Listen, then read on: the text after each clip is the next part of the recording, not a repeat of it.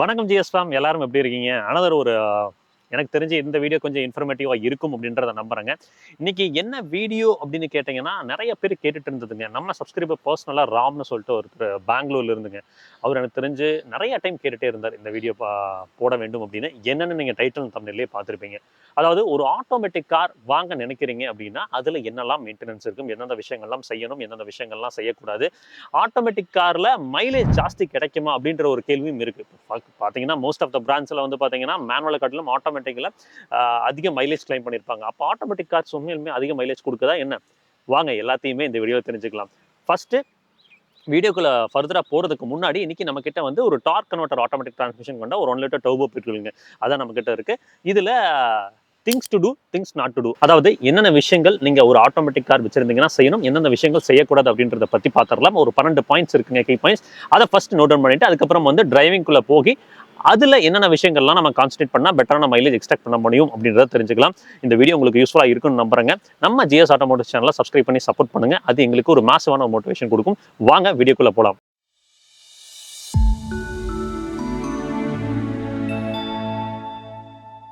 First things to two பற்றி பார்க்கலாம். என்னென்ன விஷயங்கள்லாம் நம்ம செய்யணும் ஒரு ஆட்டோமேட்டிக் டிரான்ஸ்மிஷன் வச்சிருந்தா நம்ம காரை பாதுகாக்க. இதெல்லாம் ரொம்பவே பிரதானமாக இருக்கும். ஆட்டோமேட்டிக் டிரான்ஸ்மிஷன் பாதுகாக்க சொல்கிறேங்க. வண்டியை நீங்கள் மேட்லேயோ இல்லை பள்ளத்துலையோ இல்லை நார்மல் ஃப்ளாட் ரோட்லேயோ நிப்பாட்டுறப்போ நீங்கள் நார்மலாக அந்த கியரை பார்க் மோடுக்கு கொண்டு வந்துடுறீங்க.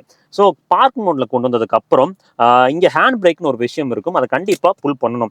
ஒரு சில பேர் இந்த ஹேண்ட் பிரேக்கை புல் பண்ணாமல் பார்க் மோட்ல மட்டுமே போட்டு வண்டியை நிறுத்துவோம். அப்போ என்ன ஆகும்னா முழு லோடும் இந்த டிரான்ஸ்மிஷன் மேலே இறங்குங்க. அப்படி அந்த டிரான்ஸ்மிஷன் மேலே முழு லோடும் வண்டியோட லோடும் மொத்தமும் அதில் இறங்குறப்ப என்ன ஆகும் அப்படின்னா டிரான்ஸ்மிஷன் ஸ்ட்ரெயின் ஆகும். அதாவது அதுக்கு வலு அதிகமாக கொடுக்கப்படும். அதோட லைஃபை அது பாதிக்கிறதுக்கான வாய்ப்புகள் இருக்கு. அதனால நீங்க இன்க்ளைன்ல நிறுத்துறீங்க, அதாவது மேடு இல்லை பள்ளத்தில் நிறுத்துறீங்க, இல்லை ஒரு ஃபிளாட் ரோட்ல நிறுத்துறீங்கன்னா பார்க்கிங் மோட் எப்போ என்கேஜ் பண்ணினாலும் ஹேண்ட் பிரேக்கையும் புல் பண்ணிக்கோங்க. அது வந்து கண்டிப்பாக உங்கள் வண்டிக்கு ஒரு நல்ல விஷயமா இருக்கும். இது போல டிராஃபிக் சினாரியோஸில் நிறைய பேர் என்ன பண்ணுவோம் அப்படின்னா, நெக் டு நெக் டிராஃபிக்ல நீங்கள் போயிட்டு இருக்கீங்க, ஒரு டிராஃபிக் சிக்னலில் நீங்கள் நிப்பாட்டுறீங்க அப்படின்ற பட்சத்தில் நீங்கள் ஃபுல்லாக வந்து பிரேக்கில் வந்து காலை முதிச்சிட்டு இருப்பீங்க. அப்போ என்ன பண்ணுவோம்னா அந்த பிரேக்ஸ்க்கும் வந்து பார்த்தீங்கன்னா ஸ்ட்ரெயின் உண்டு. அதே மாதிரி சம் பீப்புள் என்ன பண்ணுவோம், இதை வந்து டேரெக்டாக பார்க் மோடில் போட்டு நிப்பாட்டுவோம். பார்க் மோடில் போடக்கூடாதுங்க. எப்பவுமே என்ன பண்ணணும் அப்படின்னா டிராஃபிக்கில் நீங்கள் ஒரு 30 செகண்ட்ஸ் 40 செகண்ட்ஸ் நிப்பாட்டுறீங்கன்னா இந்த கியரை பார்க் மோட்ல போடாம நியூட்ரல்ல போடுங்க. டார்க் கன்வெர்ட்டர்ல நியூட்ரல் அப்படின்ற ஒரு ஆப்ஷன் இருக்கும். நியூட்ரல்ல போட்டு இந்த ஹேண்ட் பிரேக்கை புல் பண்ணி மேல வரைக்கும் புல் பண்ணி ஹேண்ட் பிரேக்ல லோட் கொடுங்க. இந்த கியருக்கும் லோட் கொடுக்க வேண்டாம், அதே மாதிரி அந்த பிரேக்ஸ்க்கும் லோட் கொடுக்க வேண்டாம், அங்கேயும் லோட் கொடுக்க வேண்டாம், இங்க மட்டும் லோட் கொடுங்க. இது ஒரு நல்ல கெஸ்டரா உங்களோட டிரான்ஸ்மிஷன் சிஸ்டம்க்கு இருக்கும். ரெண்டாவது விஷயம் நம்ம கவனிக்க வேண்டியது என்ன அப்படின்னா, வண்டியை நீங்க ஏர்லி மார்னிங் ஸ்டார்ட் பண்றீங்க, ஒரு கோல்டு வெதர்ல ஸ்டார்ட் பண்றீங்க அப்படின்னா அந்த வண்டி வந்து பாத்தீங்கன்னா வார்ம் அப் ஆகும். கோல்டு ஸ்டார்ட் அப்படின்னு சொல்லுவாங்க. இப்போ ஃபார் எக்ஸாம்பிள் நான் வண்டியை ஸ்டார்ட் பண்ணுறேன் அப்படின்னா நான் ஆல்ரெடி இப்போ ட்ராவல் பண்ணிட்டு வந்ததுனால 1000 ஆர்பிஎம்ல தான் அப்படியே மெயின்டைன் ஆகிட்டு இருக்கு. இதுவே வந்து கோல்டு வெதரில் ஸ்டார்ட் ஆச்சுன்னா ஆர்பிஎம் கொஞ்சம் ரைஸ் ஆகி உங்களுக்கு ஒரு 1800 ஆர்பிஎம் கிட்ட வந்து ரேவ் ஆகி அந்த என்ஜின் வந்து அந்த டெம்பரேச்சர் ரீச் ஆகிறதுக்கு ட்ரை பண்ணிட்டு இருக்கும். அப்போது இந்த வண்டியை வார்ம் அப் பண்ணுற விஷயம் என்ன பண்ணும் அப்படின்னா, உங்கள் காரில் இருக்கக்கூடிய அந்த டிரான்ஸ்மிஷன் இருக்குது பார்த்தீங்கன்னா, அந்த டார்க் கன்வெர்ட்டர் ஆட்டோமேட்டிக் டிரான்ஸ்மிஷன் இருக்குது பார்த்தீங்களா, அதில் இருக்கக்கூடிய ஃப்ளூயிட் வந்து ஒரு certain temperature, optimal temperature attain ஆகிறதுக்கு ஹெல்ப் பண்ணும். அது உங்களோட கியர் பாக்ஸ் பெட்டராக ஒர்க் பண்ணுறதுக்காகவும் அதோட லைஃப் பெட்டராக இருக்கிற உதவும். நீங்க வண்டியை ஆன்ல இருக்கீங்க, கொஞ்சம் தூரம் டிராவல் பண்றீங்க, அதுக்கப்புறம் என்ஜின் ஆஃப் பண்றீங்க அப்படின்னா நீங்க இந்த என்ஜின் ஆஃப் பண்றதுக்கு முன்னாடி என்ன பண்ணணும், இந்த கியர் லெவர் வந்து பாத்தீங்கன்னா பார்க் மோடுக்கு மூவ் பண்ணிடணும். பார்க் மோட் மூவ் பண்ணாம என்ஜினை ஆஃப் பண்ணிட்டு நீங்க வந்து இந்த கியர் லெவரை வந்து பாத்தீங்கன்னா அசைக்க ட்ரை பண்ணக்கூடாது. ஏன்னா என்ஜின் ஆஃப் ஆகிடுது அப்படின்னா டிரான்ஸ்மிஷனோட ஷிஃப்ட் லெவர் வந்து பாத்தீங்கன்னா கண்ட்ரோல் ஆஃப் ஆகிடும். அப்ப நீங்க வந்து போட்டு இதை புல் பண்றது வந்து பாத்தீங்கன்னா இந்த இதில் இருக்கக்கூடிய விஷயங்களுக்கு வந்து ஸ்ட்ரெஸ்ஸை கொடுக்கும். அதாவது இன்டர்னலா இருக்கக்கூடிய காம்பனன்ட்ஸ்க்கு ஸ்ட்ரெஸ் கொடுக்கும், விச் இன் டர்ன் அதோட லைஃபை பாதிக்கும், அதோட லைஃப் ஸ்பேனை வந்து பாதிச்சு கொடுத்துரும். அதனால இப்போ என்ஜினை நான் ஆன் பண்றேன் பாருங்க. என்ஜின் ஆன் பண்ணதுக்கு அப்புறம் தான் வந்து பார்த்தீங்கன்னா ரிவர்ஸ், நியூட்ரல், டிரைவ், மேனுவல் இப்படி வரணும். அப்போது நான் வந்து டிரைவ் பண்ணி முடிச்சிட்டேன் அப்படின்றப்போ பார்க் மோடுக்கு போயிட்டு அதுக்கப்புறம் என்ஜினை ஆஃப் பண்ணணும். ஆஃப் ஆகிடும். பார்க் மோட் போட்டுட்டு நான் என்ஜின் ஆஃப் பண்ணிட்டேன். இதுக்கப்புறம் வந்து பார்த்தீங்கன்னா உங்களுக்கு கியர் வந்து ஷிஃப்ட் ஆகாது, லாக் ஆயிரும். இந்த ஷிஃப்ட் லெவர் அப்படின்றது லாக் ஆயிரும். அதுக்கப்புறம் நீங்கள் வந்து இந்த ஷிஃப்ட் லெவரில் வந்து நீங்கள் வலு கொடுக்கக்கூடாது. அதாவது நான் வந்து என்ஜின் ஆன் பண்ணுறதுக்கு முன்னாடியே வந்து பார்த்தீங்கன்னா இந்த ரிவர்ஸ் மோட், நியூட்ரல் மோட், அதை ஏதாவது ஒரு டிரைவ் மோடுக்கு போகிறதுக்கு ஆப்ரேட் பண்ணிடக்கூடாது. அதே மாதிரி குழந்தைங்க யாராவது இருந்தாலும் பிடிச்சி இழுத்துறக்கூடாது. அது வந்து கீழே இருக்கக்கூடிய காம்பனன்ட்ஸை பாதிச்சிடும். அடுத்த விஷயம் நம்ம பார்க்க வேண்டியது, இது கொஞ்சம் நிறைய பேர் பண்ணக்கூடிய ஒரு விஷயம் தான். நம்ம டிராவல் பண்ணிட்டு இருக்கோம், ஒரு டிரைவ் மோட்ல இருக்கும். அதாவது டி அப்படின்றது டிரைவ் மோடுங்க. அப்போ நீங்க ஃப்ரண்ட்ல மூவ் ஆகிட்டு இருக்கீங்க. அந்த டைம்ல டக்குன்னு ஏதாவது ரிவர்ஸ் எடுக்கிற மூமெண்ட் வந்துச்சு அப்படின்னா, நீங்க பிரேக்ஸ் கொடுத்து வண்டியை ஸ்லோ டவுன் பண்ணி அது ஸ்டாப் ஆகணும். ஸ்டாப் ஆனதுக்கு அப்புறம் தான் நீங்க வந்து ரிவர்ஸ் மோடுக்கு வரணும். பட் ஒரு சில பேர் என்ன பண்ணுவோம் அப்படின்னா, டி மோட்ல வச்சிருப்போம். உங்களுக்கு டி மோட்ல இருக்கு, ஓகேங்களா? வண்டி கொஞ்சம் மூவ் ஆகுது, இப்படி முன்னாடி மூவ் ஆகுது. மூவ் ஆன உடனே டக்குன்னு ரிவர்ஸ் மோட் போட்டு பின்னாடி இழுத்தேன் அப்படின்னா, டிரான்ஸ்மிஷன்ல ஒரு ஹெவியான இன்புல் டிராஃபிக் கிரியேட் ஆகும். அது உங்க டிரான்ஸ்மிஷனோட காம்பனன்ட்ஸை வந்து டேமேஜ் பண்றதுக்கு வாய்ப்புகள் இருக்கு. அடுத்த பாயிண்ட் அப்படின்னு பார்க்கும்போது மெயின்டைனிங் தி டிரான்ஸ்மிஷன் ஃப்ளூயிட்ங்க. ஒரு ஆட்டோமேட்டிக் டிரான்ஸ்மிஷன் கொண்ட கார் வச்சிருக்கீங்க அப்படின்ற பட்சத்தில் அதுக்குள்ள இருக்கக்கூடிய டிரான்ஸ்மிஷன் ஃப்ளூயிடை ப்ராப்பரா நம்ம மெயின்டைன் பண்ணணும், டாப் அப் பண்ணிக்கணும். இப்போ அதுல நீங்க மிஸ் அவுட் பண்றீங்க அப்படின்னா, டிரான்ஸ்மிஷன் ஃப்ளூயிட் கம்மியா இருக்கு அப்படின்ற பட்சத்தில் உங்க டிரான்ஸ்மிஷன் வந்து ஓவரால் நீங்க டிரைவ் பண்றப்ப ஹீட் ஆகிறதுக்கான வாய்ப்புகள் இருக்கு. ஹீட் ஆச்சுன்னா என்ன நடக்கும் அப்படின்றது உங்களுக்கே தெரிஞ்ச விஷயம் தான். ஸோ அதனால டிரான்ஸ்மிஷன் ஃப்ளூயிட் உங்க காருக்கு என்ன ரெக்கமெண்டடோ அதை கரெக்டாக பார்த்து டாப் அப் பண்ணிக்கோங்க. அதே மாதிரி ஆப்டிமம் லெவலை மெயின்டைன் பண்ணுங்க. அடுத்து ஹார்ஷான ஆக்சலரேஷன் அண்ட் பிரேக்கிங்கை அவாய்ட் பண்ணிக்கிறது உங்க டிரான்ஸ்மிஷனோட லைஃப் வந்து ப்ரிசர்வ் பண்ண உதவுங்க. இப்போ நீங்க டிரைவ் பண்ணிட்டு இருக்கீங்க அப்படின்னா ஹார்ஷா படலை கொடுக்கறது, ஆக்சலரேஷன் கொடுக்கறது, ஹார்ஷா டக்கு டக்கு டக்கு டக்குன்னு பிரேக்கை முதிக்கிறது, இந்த மாதிரிலாம் பண்றீங்க அப்படின்னா இது வந்து உங்க டிரான்ஸ்மிஷனோட லைஃபை வந்து பாதிக்க வாய்ப்புகள் இருக்கு. அதை ப்ரிசர்வ் பண்ணணும்னு நினைச்சீங்க அப்படின்னா ஸ்மூதா ஆக்சலரேஷன் கொடுங்க, பிரேக்ஸும் வந்து பாத்தீங்கன்னா ஸ்மூதா கொடுங்க. அன்டில் ஆர் அன்லெஸ் ஏதாவது எமர்ஜென்சி சுச்சுவேஷன் வருதுன்னா மட்டும் ஹார்ட் பிரேக்ஸ் அப்படின்றத பயன்படுத்துங்க. ஸோ இது கைண்ட் ஆஃப் டிரான்ஸ்மிஷன் பாதுகாக்கும், அதே மாதிரி உங்களோட பிரேக் பேட்ஸுங்க, அதுக்கப்புறம் வந்து வண்டியோட ஆயிலை பாதுகாக்க உதவும். எப்பவுமே வந்து ஸ்மூத்தாக ஹேண்டில் பண்ணீங்கன்னா வண்டியோட லைஃப் நல்லா இருக்கும். ஸோ அதை ஃபாலோ பண்ணினீங்கன்னா இதுக்கும் பெட்டர். தென் கியர் ஷிஃப்ட்ஸை வந்து பார்த்தீங்கன்னா ரஷ் பண்ணாதீங்க. ஃபார் எக்ஸாம்பிள் நமக்கு ஒரு சில வாகனங்களில் பேடல் ஷிஃப்டர் இருக்குது, இங்கேயுமே பேடல் ஷிஃப்டர் இருக்குது. அதை வந்து பார்த்தீங்கன்னா எல்லா டைமுமே அந்த பேடல் ஷிஃப்டர் யூஸ் பண்ணி வந்து பார்த்தீங்கன்னா கியர் ரஷ் பண்ணிகிட்டே இருக்கக்கூடாது. அவசரப்படுத்தி அந்த கியர் ஷிஃப்ட் அப்படின்றத வந்து பண்ணிகிட்டே இருக்கக்கூடாது. ரொம்ப வந்து அக்ரெசிவாக அதை பண்ணக்கூடாது. ஃபார் எக்ஸாம்பிள் வந்து நீங்கள் ஒரு லாங் ட்ராவல் போயிட்டு இருக்கீங்க அப்படின்னா ஸ்மூத்தாக அந்த ஆக்சலரேஷன் கொடுக்குறப்ப நான் உங்களுக்கு காமிக்கிறேன், ட்ரைவ் பண்ணுறப்ப காமிக்கிறேன். ஆக்சலரேஷன் கொடுக்குறப்ப அழகாக 2000 RPMல கியர் ஷிஃப்ட் ஆகி போய்கிட்டே இருக்கும். ஏதாவது எமர்ஜென்சி சுச்சுவேஷன் இல்லை ஓவர்டேக் பண்ணணும் அப்படின்னா நீங்கள் ஸ்லாம் பண்ணீங்கன்னா அழகாக டவுன் ஷிஃப்ட் பண்ணி எடுக்கும். பட் இதுவே பழக்க வழக்கத்துல நீங்க என்ன பண்ணணும்னா பொழுது நிற்கும், டக்கு டக்கு டக்குன்னு ஆக்சலரேஷன் அமர்த்தி டக்கு டக்கு டக்குன்னு பிரேக் அமர்த்தி இந்த கியர் ஷிஃப்ட் அப்படின்றத வந்து பாத்தீங்கன்னா நீங்க வந்து ட்ரிகர் பண்ணிட்டே இருக்கீங்க அப்படின்னா அது வந்து உங்களோட டிரான்ஸ்மிஷனோட லைஃப் ஸ்பேனை குறைச்சி கொடுத்துரும். ஸோ அதனால ஸ்மூதா கியர் ஷிஃப்ட் ஆகிறதுக்கு தகுந்த மாதிரி நீங்க ப்ளே பண்ணுங்க. எல்லா வண்டியிலையுமே ஒரு கியர் ரேஷியோ இருக்கும். இப்போ நம்ம வச்சிருக்கிறது வந்து பாத்தீங்கன்னா ஃப்ராங்ஸ்ல 1 லிட்டர் டர்போ 18. ஸோ இதுல வந்து ஆப்டிமலா எப்போ கியர் ஷிஃப்ட் ஆகும்னு கேட்டீங்கன்னா அது நீங்க பழகிறப்ப தெரிஞ்சிடும். நீங்க ஒரு டைம் வண்டியை எடுத்து அதாவது ஸ்லோவா ஆக்சலரேட்டர் பெடல் அழுத்துறீங்க அப்படின்றப்போ அழகா அது போய் 2000 RPM மாறும், இல்லை 2200 மாறும், இல்லை 2500 மாறும். ஸோ இதுதான் ரேஷியோ மேக்ஸிமம் எல்லா காஸ்ட்டுமே இருக்கும். இப்போ என்னதுல வந்து பாத்தீங்கன்னா ஃபர்ஸ்ட் 2 கீரும் பிரதானமா மோஸ்ட் பிராண்ட்ஸ்ல வந்து ஃபர்ஸ்ட் 2 கீருமே வந்து பாத்தீங்கன்னா 2500 RPM கிட்ட போய் தான் மாற மாதிரி வச்சிருப்பாங்க. அதுக்கப்புறம் இருக்கக்கூடிய எல்லா கியர்ஸுமே வந்து பாத்தீங்கன்னா 2000 RPMல அழகா மாறும். நீங்க அதுக்கு என்ன பண்ணணும்னா ஆக்சலரேஷன் பெடல் இப்படி அழுத்துறப்ப அது கொஞ்சம் கொஞ்சமா பவர் கொடுக்கும். 2000 RPM வந்ததுக்கு அப்புறம் லைட்டா கால் எடுத்தீங்கன்னா அது அழகா அடுத்து ஷிஃப்ட் பண்ணும். இல்ல அப்படியே அழுத்தி பிடிச்சே வச்சிருக்கீங்க அப்படின்னா அது என்ன ஆகும் அப்படின்னா இவர் இன்னும் பவர் எக்ஸ்பெக்ட் பண்றாரு அப்படின்ற பட்சத்துல அதை கியர் ஷிஃப்ட் பண்ணாம அந்த கியர்லயே இப்போ செகண்ட் கியர்ல இருக்குன்னா தேர்ட் கியர்ல இருக்குன்னா அந்த கியர்லயே வந்து பாத்தீங்கன்னா 3000-4000 RPM வரைக்கும் அந்த பவர் டெலிவர் பண்ணிட்டு அடுத்த கியர் ஷிஃப்ட் ஆகும்.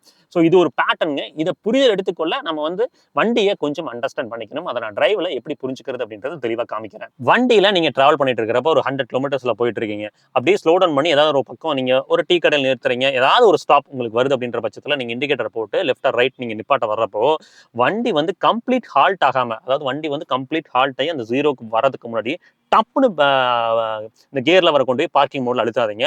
அழுத்துனீங்கன்னா அந்த டிரான்ஸ்மிஷன் மொத்தமும் அப்படியே லாக் ஆகிற டைம்ல உங்களுக்கு அங்க உள்ள இருக்கக்கூடிய காம்பனன்ட்ஸ் எல்லாமே தேய்மானம் ஜாஸ்தியாகும். அதே மாதிரி டேமேஜ் ஆகிறதுக்கான வாய்ப்புகள் இருக்கு. அதனால எப்பவுமே வண்டியை நீங்க வந்து ஹால்ட் ஆனதுக்கு அப்புறம் பார்க் மோடுக்கு தள்ளுங்க. டிரைவ் பண்ணிட்டு இருக்கும் போதே டக்குன்னு அந்த பார்க்கிங் பிரேக்ல நிப்பாட்டாதீங்க. இந்த பவர் பிரேக்கிங் அப்படின்ற விஷயத்தை தயவு செஞ்சு பண்ணாதீங்க. டார்க் கன்வெர்ட்டர் இருக்கிற வண்டியிலையும் சரிதான். உங்களுக்கு வண்டியை ஃபர்ஸ்ட் ஸ்டார்ட் பண்ணிடுறேன் பாருங்க. வண்டி ஸ்டார்ட் ஆயிடுச்சுங்களா? ஸ்டார்ட் ஆனதுக்கப்புறம் ஒரு சில பேர் என்ன பண்ணுவாங்கன்னா அந்த பிரேக்கை ஃபுல்லாக அழுத்தி முடிச்சுட்டு இந்த டிரைவ் மோடுக்கு மாற்றிட்டு ஆக்சிலேட்டர் பவர் போட்டு அழுத்துவாங்க. இதுதான் வந்து பார்த்தீங்கன்னா பவர் பிரேக்கிங்னு சொல்லுவாங்க. அதை லான்ச் பண்ணுறதுக்காக ஒரு சில பேர் செய்வாங்க. இது ஹெவியாக உங்களோட காரோட டிரான்ஸ்மிஷனை வந்து டேமேஜ் பண்ணுறதுக்கான வாய்ப்புகள் இருக்குது. தயவு செஞ்சு இதை செய்யாதீங்க. இதை செய்யாமல் இருக்கிறது ரொம்பவே நல்லது. வண்டியை இப்போ ஸ்டார்ட் பண்ணிக்கலாங்க. ஸ்டார்ட் ஆயிடுச்சு. ஸ்டார்ட் ஆனதுக்கப்புறம் வந்து பார்த்தீங்கன்னா பார்க் மோட்லேருந்து ட்ரை மோடுக்கு வந்துடுறேன். ஹேண்ட் பிரேக்கர் ரிலீஸ் பண்ணிக்கிறேன். ஓகேங்களா? இப்போது இந்த டார்க் கன்வெர்ட்டர் ஆட்டோமேட்டிக் டிரான்ஸ்மிஷனை நம்ம எப்படி ட்ரைவ் பண்ணுறது, எப்படி ட்ரைவ் பண்ணால் பெட்டரான மைலேஜ் கிடைக்கும் அப்படின்றத பார்க்க போகிறோம். நான் ஃபஸ்ட்டு வந்து மீட்டர் ரீசெட் பண்ணிக்கிறேன். ஆல்ரெடி வந்து பார்த்தீங்கன்னா 17 காமிச்சிட்ருக்கு, பார்த்தீங்கன்னா தெரியும். நான் ரீசெட் பண்ணிக்கிறேன். ஸோ அப்போ தான் உங்களுக்கு வந்து எவ்வளோ மைலேஜ் எடுக்க முடியுது அப்படின்றது தெரிஞ்சுக்கலாம். சரிங்களா?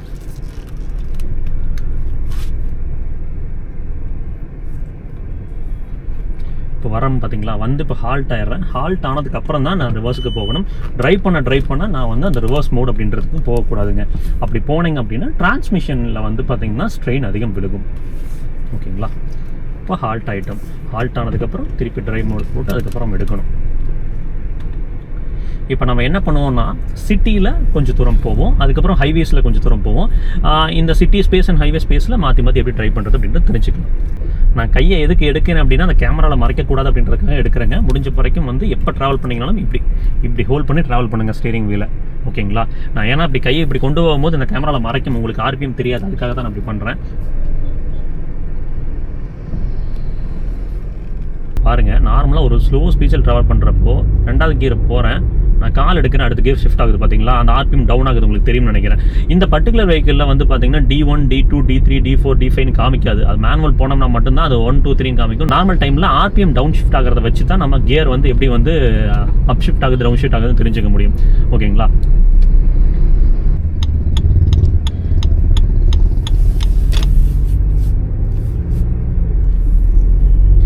பாருங்க, 2000 ஆர்பிஎம் வருதுங்களா, கால் எடுக்கிற அடுத்த கியர் ஷிஃப்ட் ஆகுது, தெரியுதுங்களா? எப்பவுமே டார்க் கன்வெர்ட்டர் ஆட்டோமேட்டிக் பொறுத்த வரைக்கும் வந்து பார்த்தீங்கன்னா 2000 to 2500 தான் வந்து பார்த்தீங்கன்னா இந்த கேலிபிரேஷன் அப்படின்றது நடந்திருக்கும், அடுத்த கியர் ஷிஃப்ட் ஆகிறது. ஓகேங்களா? நீங்கள் நார்மல் டைமில் நார்மல் சினாரியோவில் சொல்கிறீங்க. ஃபார் எக்ஸாம்பிள் நான் ஒரு 2000 ஆர்பிஎம் போகிறேன் பாருங்கள், 2000 ஆர்பிஎம் ரீச் ஆகிறேன்னா இப்போ ஆக்சிலேட்டர் வந்து கால் எடுக்கிறேன் பாருங்கள், அடுத்த கியர் ஷிஃப்ட் ஆயிடுச்சு. நீங்கள் கரெக்டாக இங்கே என்னன்னா, அந்த பிரேக் படலும் ஆக்சலரேட்டர் படலும் தான் உங்களுக்கு வந்து கியர் ஷிஃப்ட் பண்ண, டவுன் ஷிஃப்ட் பண்ண, அப் ஷிஃப்ட் பண்ண உதவும். நீங்கள் அங்கே கிளச் இருக்கும், நீங்கள் கியர் ஷிஃப்ட் பண்ணுவீங்க மேனுவல் கியர் பாக்ஸில் சொல்கிறேன். இங்கே வந்து இந்த பிரேக் படலும் ஆக்சலரேட்டர் படலும் தான் நமக்கு வந்து அந்த ஃபங்க்ஷனை செய்ய உதவும். ஸோ அதை நம்ம கொஞ்சம் புரிதல் எடுத்துக்கொள்ளணும். இப்போ பாருங்கள், 2000 ஆர்பிஎம்மில் அப்படியே நான் ஆக்சல் கொடுத்துக்கிட்டே இருக்கேன், மிதிச்சுக்கிட்டே இருக்கேன். மிதிக்க பார்த்தீங்கன்னா அது வாட்டுக்கு போய்கிட்டே இருக்கும். 2500 ஆர்பிஎம் 3000 ஆர்பிஎம் கிட்ட போகும். ஏன்னா நான் பவர் அதிகமாக எக்ஸ்பெக்ட் பண்ணுறேன் அப்படின்னு நினச்சி அது 2000 3000 ஆர்பிஎம் போய் தான் மாறும். அதுவே இப்போ பாருங்கள், ஒரு 2000 ஆர்பிஎம் இருக்குதா பாருங்க, இப்போ கால் எடுக்கிறேன், அடுத்த கியர் அப் ஷிஃப்ட் ஆயிடுச்சு, உங்களுக்கு தெரியும்னு நினைக்கிறேன். இந்த அப் ஷிஃப்ட் ஆகிறதும் டவுன் ஷிஃப்ட் ஆகிறதும் எல்லாமே உங்களோட ஆக்சிலரேட்டர் பெடல் இன்புட்டை பொறுத்தாங்க. இப்போ ஃபார் எக்ஸாம்பிள் நான் போயிட்டு இருக்கேன், டக்குன்னு ஒரு ஓவர்டேக் எடுக்கணும் அப்படின்னா நான் பெடலில் கொஞ்சம் ஒரு ஸ்ட்ரென்த் கொடுத்தன போதும், தெரியுதுங்களா? டவுன் ஷிஃப்ட் ஆகி அழகாக எடுத்து அதுக்கப்புறம் வந்து வண்டியை அந்த பவர் அண்ட் டார்க்கை வந்து டெலிவர் பண்ணுது. அப்புறம் ஆட்டோமேட்டிக் கார்ஸ் ஓட்டுறப்போ வந்து பார்த்தீங்கன்னா இந்த டீசலரேஷன் அப்படின்றது வந்து பார்த்தீங்கன்னா இந்த ஸ்மார்ட் ஹைப்ரிட் மாடல்ஸில் உதவுங்க. நீங்கள் டீசலரேஷன் கொடுக்குறீங்க அப்படின்னா அதில் ஜென்ரேட் ஆகிற எனர்ஜியை வந்து பேட்டரியில் ஸ்டோர் பண்ணி வச்சுட்டு நமக்கு ஒரு 10 Nm ஆஃப் டார்க்கை வந்து அந்த உள்ளே இருக்கக்கூடிய integrated starter generator motor produce பண்ணி கொடுக்கும்.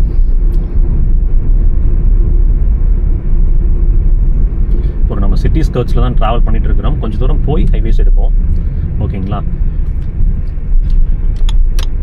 எப்போ திரும்பினாலும் left indicator or right indicator, நீங்கள் எந்த புறம் திரும்புறீங்களோ அங்கே வந்து இண்டிகேட்டர் போடுங்க. அதே மாதிரி இண்டிகேட்டர் போட்டுட்டு லெஃப்ட் ஆர் ரைட்டில் யாராவது வராங்களா இல்லை முன்னாடி யாராவது வராங்களான்னு பார்த்துட்டு போங்க.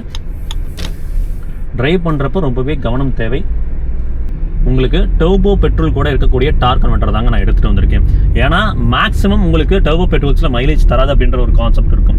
அப்போ அந்த டர்போ பெட்ரோல் வித் ஆட்டோமேட்டிக்கில் வந்து மேக்ஸிமம் மைலேஜ் எப்படி எக்ஸ்ட்ராக்ட் பண்ண முடியுது அப்படின்றது தான் நம்ம இன்றைக்கி பார்க்க போகிறோம் ஆட்டோமேட்டிக்ஸில். ஓகேங்களா? இது வந்து ஒரு நெளிவு சுழிவான ஒரு பாதைங்க. அதாவது உள்ள ஒரு வில்லேஜ் ரோடுன்னு வச்சுக்கோங்களேன், உங்களுக்கு நெளிவு சுழிவு அதிகமாக இருக்கும், அதுக்குள்ளேயும் கொஞ்சம் போய் வரலாம். நார்மலாக என்ன நினைப்போம் அப்படின்னா, ஆக்சிலரேட்டர் பெடல் இருந்து கால் எடுத்தீங்கன்னா ஆப்வியஸ்லி ஆர்பிஎம் கீழே தானே வரும் அப்படின்னு நினைப்பீங்க. கண்டிப்பாக வரதான் செய்யும். பட் இங்கே வந்து ஷிஃப்ட் ஆகிறத டினோட் பண்ணுறது வந்து நம்ம டக்குன்னு அந்த ஆர்பிஎம் கீழே இறங்கும். அதை வச்சு நம்ம புரிஞ்சுக்க முடியும். கியர் டவுன் ஷிஃப்ட் ஆகிறது ஸ்லைட்டாக தெரியும் நமக்கு டார்க் கன்வெர்ட்டரில். அப் ஷிஃப்ட் ஆகிறதும் சரி, டவுன் ஷிஃப்ட் ஆகிறதும் சரி, நமக்கு டார்க் கன்வெர்ட்டரில் உங்களால் ஃபீல் பண்ண முடியும். அதை நீங்கள் டிரைவ் பண்ணுறப்ப தான் இதை புரிதல் எடுத்துக்கொள்ள முடியும் இன்னும் பெட்டரா. அப்புறம் இன்னொரு விஷயம், ரொம்ப கம்மியான ஆர்பிஎம்லையும் ட்ராவல் பண்ணாதீங்க. ஃபார் எக்ஸாம்பிள் இன்னைக்கு இருக்கக்கூடிய டர்போ பெட்ரோல்ஸ், டர்போ டீசல்ஸ் இது எல்லாத்துலேயுமே வந்து பார்த்தீங்கன்னா கேஸ்லின் பர்டிகுலர் ஃபில்டர், டீசல் பர்டிகுலர் ஃபில்டர்னு 2 விஷயம் வருது. இதில் நீங்கள் ஒன்றும் இல்லை, மைலேஜ் எக்ஸ்ட்ராக்ட் பண்ணணும் அப்படின்றதுக்காக ஒரு சில பேர் என்ன பண்ணுவோம்னா ஒரு 1500 ஆர்பிஎம் அப்படியே மெயின்டைன் பண்ணிக்கிட்டே இருப்போம். அந்த 1500 ஆர்பிஎம் மெயின்டைன் பண்ணுறப்ப என்ன ஆகும்னா அந்த கேட்டலிட்டிக் கன்வெர்ட்டருக்கு பார்த்தீங்களா அதுக்கு வந்து அதில் டெபாசிட் இருக்க சூட் பார்ட்டிகல்ஸை வெளியே தள்ளுறதுக்கான டெம்பரேச்சர் அட்டைன் பண்ண முடியாமல் போயிடும். அப்போ சூட் பார்ட்டிகல்ஸ் அதில் டெபாசிட் ஆகிட்டே இருக்கும். அதனால டிபிஎஃப் ஃபில்டர் வந்து கிளாக் ஆகி உங்களுக்கு வந்து சிம்பிள் காமிக்க ஆரம்பிக்கும். ஸோ அதனால நீங்கள் முடிஞ்ச வரைக்கும் ஆர்பிஎம் அப்படின்றது வந்து எப்போவுமே ஒரு 1500 to 2000 கிட்ட மெயின்டைன் பண்ண பாருங்க. வீக்லி ஒன்ஸ் ஆகுது நீங்கள் ஹையர் ஆர்பிஎம்ஸில் ரே பண்ணி வண்டியை ஓட்டுங்க. அப்போ தான் அந்த சூட் பார்ட்டிகல்ஸ் அப்படின்றது வெளியே போகும். நேச்சுரல் ஆஸ்பிரேட்டட் என்ஜின்ஸில் இந்த கவலை கிடையாது.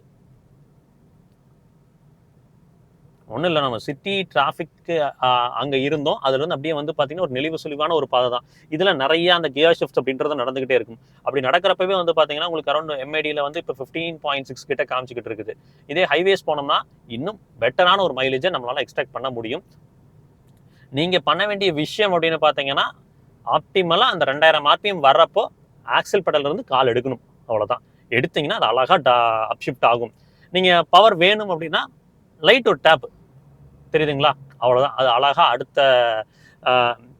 கியருக்கு வந்து டவுன் ஷிஃப்ட், அது அழகா டவுன் ஷிஃப்ட் ஆகி உங்களுக்கு பவர் அண்ட் டார்க்கை கொடுக்கும்.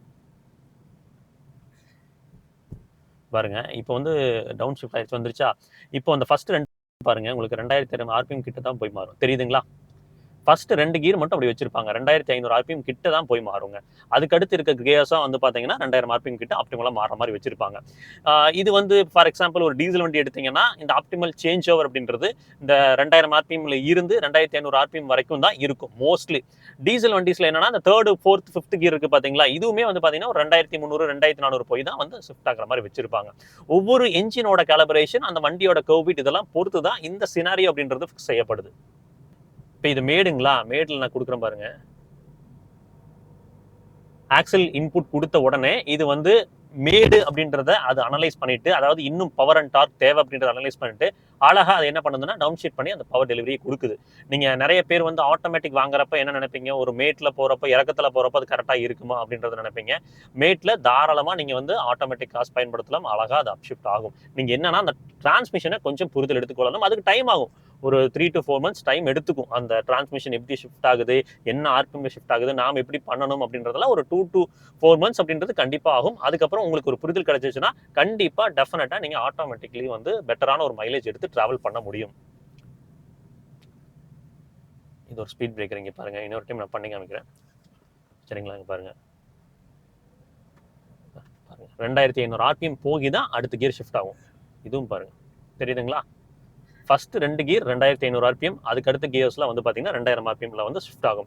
இது வந்து மாருதி சுசுகி வெஹிக்கிள்ஸ் எல்லாத்துலேயுமே இதுதாங்க dark converter. 6 speed torque converter கொடுக்குறாங்க பார்த்தீங்களா, அது எல்லாமே இப்படி தான் ஆகும். கிராண்ட் மெட்டாராக இருக்கட்டும், பிரஸாவாக இருக்கட்டும், இந்த ஃப்ராங்ஸில் கிடைக்கக்கூடிய டார்க் கன்வெர்ட்டர் இது எல்லாமே இப்படி தான் ஷிஃப்ட் ஆகும். சேம் அப்ளைஸ் டு அந்த கிராஸ் பேட்ச் வெஹிக்கிள், அங்கே வரக்கூடிய ஹை ரைடர், அங்கே வரக்கூடிய டைசர் எல்லாத்துலேயுமே இப்படி தான் நடக்கும். இப்போ ஆர்பிஎம் வந்து பார்த்தீங்கன்னா 1500க்கு கீழே வருது, ரொம்ப ஒரு 1000, 1200 ஆர்பிஎம்ல வந்து டிராவல் ஆகிட்டு இருக்குதுன்னா முடிஞ்ச வரைக்கும் கொஞ்சம் பெடல் கொடுத்து டவுன் ஷிஃப்ட் பண்ணி வந்துக்கோங்க. ரொம்ப லோவர் ஆர்பிஎம்ஸ்லையும் வந்து வண்டியை டிராவல் பண்ண விடாதீங்க. ஏன்னா ரொம்ப குறைஞ்ச ஆர்பிஎம்ல நீங்க டிராவல் பண்ணீங்கனாலும் மைலேஜ் அப்படின்றது கிடைக்காது. ஆட்டோமேட்டிக் கார்ஸ் வாங்குறப்போ நிறைய பேர் சொல்ற குறை என்ன அப்படின்னு கேட்டீங்கன்னா, இந்த பிரேக்ஸ் வந்து கொஞ்சம் வந்து பஞ்சு மாதிரி இருக்கு, ஸ்பாஞ்சியா இருக்குது, கடைசி அழுத்தி கடைசி இப்போ அந்த பைட்ல தான் வந்து பிடிக்குது அப்படின்னு சொல்லுவீங்க. எப்பவுமே வந்து அது ஆட்டோமேட்டிக் கேர்ஸ்ல வந்து அப்படிதாங்க செய்யப்பட்டிருக்கும். ஒரு விஷயம் ஜி-ஃபோர்ஸ் மினிமலைசேஷன், இன்னொன்று வந்து பார்த்தீங்கன்னா என்ஜின் பிரேக்கிங் அப்படின்றது இன்பில்ட்டா நடக்கும். ஸோ அதனால கொஞ்சம் வந்து ஸ்பாஞ்சியாக தான் இருக்கும். மோஸ்ட்லி ஆட்டோமேட்டிக் கார்ஸ் எடுத்தீங்கன்னா அந்த மாதிரி தான் இருக்கும். பட் பிரேக்ஸ் வந்து நீங்கள் பேனிக் பிரேக் எடுக்கிறீங்க அப்படின்ற பட்சத்தில் நீங்கள் எதிர்பார்க்குற பைட் கம்பல்சரி ஆட்டோமேட்டிக்ஸில் இருக்கும். தென் ஸ்லோப்பில் இறங்குறப்ப வந்து இப்போ ஆட்டோமேட்டிக் கியர் ஆச்சு, ஸ்லோப்பில் இறங்குறப்ப வந்து ரொம்ப ஃப்ரீ அவுட்டாக கீழே வந்துடுமோ அப்படின்ற ஒரு பயம்லாம் ஒரு சில பேர் சொல்லுவீங்க. நீங்கள் வண்டியை வந்து இப்படி ஸ்லோப்பில் கீழே இறங்கிட்டு இருக்கு அப்படின்ற பட்சத்தில் என்ன பண்ணும் அப்படின்னா சிஸ்டம் வந்து டிடெக்ட் பண்ணும் எந்த அளவுக்கு வந்து அந்த இன்க்ளைன் அப்படின்ற விஷயம் இருக்குது அப்படின்றத டிடெக்ட் பண்ணி அந்த சினாரியோ அந்த சுச்சுவேஷனை ப்ரெடிக்ட் பண்ணி அதுக்கு தகுந்த மாதிரி கியரில் மெயின்டைன் பண்ணும். உங்களுக்கு ஃப்ரீயாக வந்து இப்போ ஃபார் எக்ஸாம்பிள் வந்து நல்ல இன்க்ளைனில் கீழே இறங்குறீங்க அப்படின்றக்கா 4வது கியர் 5வது கியர்லாம் இறக்கி விடாதுங்க.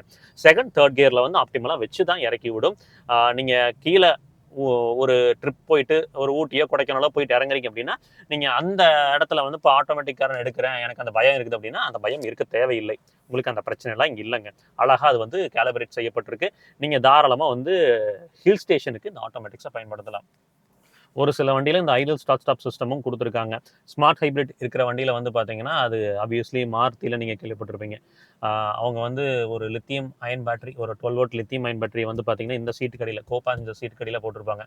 அது வந்து நம்ம இன்கியர் வந்து டீசலரேட் பண்ணுறப்ப அதோட எனர்ஜியை ஸ்டோர் பண்ணி வச்சு நமக்கு டார்க் அசிஸ்டன்ஸ் கொடுக்கும். இந்த இன்டெகிரேட்டட் ஸ்டார்டர் ஜென்ரேட்டர் மோட்டார் இருக்கும் இல்லைங்க, அதுங்க அதை பயன்படுத்தி தான் கொடுக்கும். அது ஒரு 10 Nm அப்படின்றதுங்க. சரிங்க, இப்போ வந்து கிட்டத்தட்ட 15.9 காமிக்குது. இப்போ நம்ம ஹைவேஸில் ட்ராவல் பண்ணுறோம். ஹைவேஸில் வந்து ஒரு 63 இருக்குதுங்களா இங்கே எம்ஐடியில். ஸோ ஒரு இன்னொரு 10 கிலோமீட்டர் ட்ராவல் பண்ணி வரும். எவ்வளோ மைலேஜ் வருதுன்னு உங்களுக்கு காமிக்கிறேன் பாருங்கள். அழகாக ஷிஃப்ட் ஆகும் பாருங்கள். 2000 RPM போகுது. கால் எடுக்கிறேன், அழகாக ஷிஃப்ட் ஆயிடுச்சு. திரும்ப 2000 RPM கொடுக்குறேன். அடுத்து கேர் ஷிஃப்ட் பண்ணுற வரைக்கும் அந்த 2000 RPM ரீச் ஆகிற வரைக்கும் வைக்கிறேன். அப்புறம் ஆக்சிலரேட்டர்லேருந்து கால் எடுக்கிறேன், அழகாக டவுன் ஷிஃப்ட் ஆயிடுச்சு. இந்த பேட்டர்னை மட்டும் நீங்கள் புரிதல் எடுத்துக்கிட்டிங்கன்னா போதுங்க, உங்களுக்கு ஆட்டோமேட்டிக்காக வந்து ஆட்டோமேட்டிக் காரில் மைலேஜ் அப்படின்றது எடுக்க முடியும். சரி, லைஃப் அப்படின்னு பார்த்தீங்கன்னா உங்களுக்கு இந்த ஆட்டோமேட்டிக் டிரான்ஸ்மிஷனில் வந்து டார்க் கன்வெர்ட்டர் எப்பவுமே வந்து அந்த ஃப்ளூயிட் மெக்கானிசம் அப்படின்றதுனால ரிலையபிலிட்டி அப்படின்றது கொஞ்சம் ஜாஸ்திங்க. செலவு பெருசாக வைக்காது. இதுவே நீங்கள் ஏஎம்டி போகிறீங்கன்னா உங்களுக்கு ஒரு அதாவது மேனுவலாக நீங்கள் எப்படி கிளச்சை முடிச்சு கியர் ஷிஃப்ட் பண்ணுறீங்களோ அது ஒரு ஆக்சுவேட்டர் வச்சு பண்ணுவாங்க. கம்ப்ளீட்லி அது வந்து ப்ரோக்ராம்டுங்க. ஒரு மேனுவல் கியர் பாக்ஸை ப்ரோக்ராம் செஞ்சு ஆட்டோமேட்டிக்காக இங்கே வைப்பாங்க. அதோட ஓவரால் காஸ்ட் அரௌண்ட் 70,000 to 80,000 ரீப்ளேஸ்மெண்ட்டே பண்ணிங்கனாலும். பட் ஏஎம்டிஸும் பெருசாக பிரச்சனை வர்றதில்லை. சிவிடிஸ் வந்து பெல்ட் மெக்கானிசம், உங்களுக்கு கியர்ஸ் அப்படின்றதே கிடையாது, உங்களுக்கு பெல்ட் மெக்கானிசம் தான். அதுவுமே கிட்டத்தட்ட வந்து ரிலையபிள் தான். ரொம்ப ஓல்ட் ஸ்கூல் ரிலையபிளான ஒரு விஷயம் தான். டிஎஸ்ஜி டிசிடி இது மட்டும்தான். டிஎஸ்ஜி டிசிடிலாம் வந்து பார்த்தீங்கன்னா நீங்கள் ஹைவேஸ் ட்ராவல் இருக்குன்னா அதிகமாக இருக்கும். 70% ஹைவேஸ், ஒரு 30% சிட்டின்னு எடுங்க. நீங்கள் முழுக்க ஒரு 60% உங்களுக்கு சிட்டி ட்ராவல் தான் இருக்குது அப்படின்ற பட்சத்தில் தயவு செஞ்சு டிஎஸ்ஜி டிசி அந்த மாதிரிலாம் போகாதீங்க. ஏன் அப்படின்னா அந்த டியூவல் கிளச் மெக்கானிசம் இருக்கிறதுனால நீங்கள் சிட்டி ஸ்கர்ட்ஸில் நீங்கள் ட்ராவல் பண்ணுவீங்களா, அப்போ அது என்ன ஆகும்னா நீங்கள் நெக் டு நெக் ஒரு டிராஃபிக்கில் நின்று போகிறீங்கன்னா அந்த ஃபர்ஸ்ட் கியர் செகண்ட் கியர் அந்த மாதிரி வந்து அந்த ஷிஃப்ட் ஆகிறதுல வந்து நடந்துகிட்டே இருக்கும். அந்த கிளச் ஆப்ரேஷன் அப்படின்றது நடந்துகிட்டே இருக்கும். அதனால டிரான்ஸ்மிஷனோட ஹீட் ஆகிறது ஒரு பக்கம் இருந்தாலும் தேய்மானம் அப்படின்றது ஜாஸ்தியாக இருக்கும்.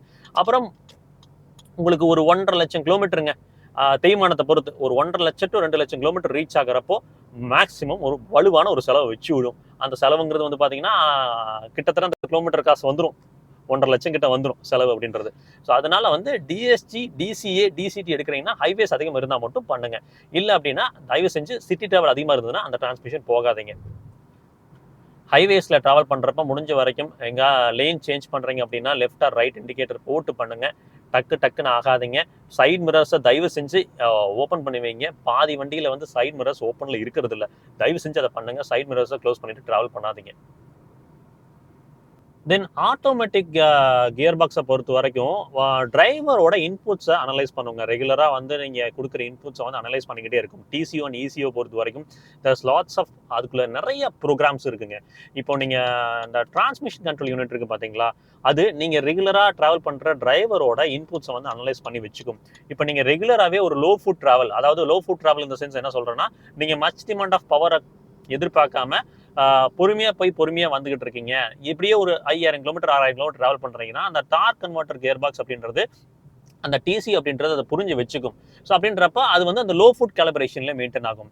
அதுவே நீங்கள் வந்து ரெகுலராக அக்ரெசிவாக ட்ராவல் பண்ணக்கூடிய ஆள் அப்படின்றப்போ நீங்கள் நல்லா ஸ்லாம் பண்ணி ஓட்டுறீங்க, ஒரு ரெகுலராகவே வந்து 100 120 போவீங்க, டக்குன்னு வந்து நீங்கள் டவுன் ஷிஃப்ட் பண்ணுவீங்க, அப் ஷிஃப்ட் பண்ணுவீங்க, இந்த மாதிரி விஷயங்கள்லாம் நடக்கும்னா அதையும் சிஸ்டம் அனலைஸ் பண்ணி வச்சுக்கும்.